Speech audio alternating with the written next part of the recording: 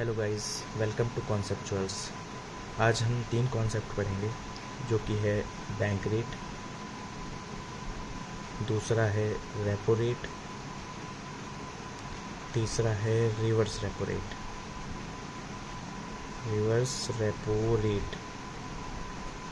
तो चलिए जानते हैं बैंक रेट क्या होता है। तो बैंक रेट क्या होता है? बैंक रेट का इंट्रोडक्शन हुआ था, इंट्रोड्यूस्ड इन 1934। किसके थ्रू? आरबीआई एक्ट के थ्रू, जो कि 1934 में आया था। Got it. अब बैंक रेट होता क्या है? तो बैंक रेट में क्या होता है, जो सेंट्रल बैंक है, जो हमारा आरबीआई है, रिजर्व बैंक ऑफ इंडिया, वो क्या करता है? लोन देता है, लोन देगा बैंक्स को। और ये जो लोन होगा ये लॉन्ग टर्म के लिए होगा, समझे?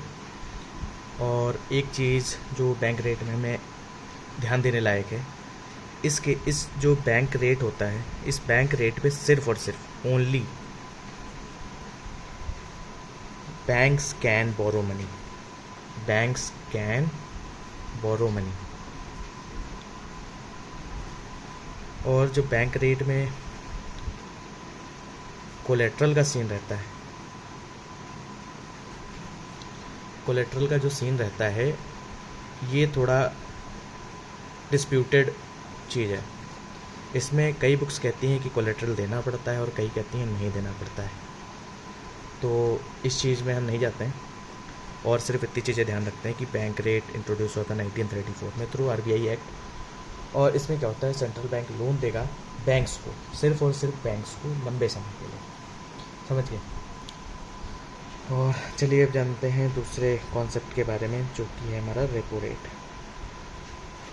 तो रेपो रेट इंट्रोड्यूस हुआ था 2000 में, सन 2000 में रेपो रेट इंट्रोड्यूस कर दिया गया था। इसमें क्या होता है, जो सेंट्रल बैंक है, जो कि हमारा आरबीआई है, वो क्या करता है? लोन देगा बैंक्स को और अदर क्लाइंट्स ऑफ आरबीआई, जो कि गवर्नमेंट हो सकती है, इंडिविजुअल हो सकता है, नॉन बैंक्स हो सकते हैं। ठीक है। इसमें क्या होता है कि जो सेंट्रल बैंक है वो लोन देगा बैंक्स को शॉर्ट टर्म के लिए, शॉर्ट टर्म। ठीक है। और जो इसमें कोलेट्रल का सीन है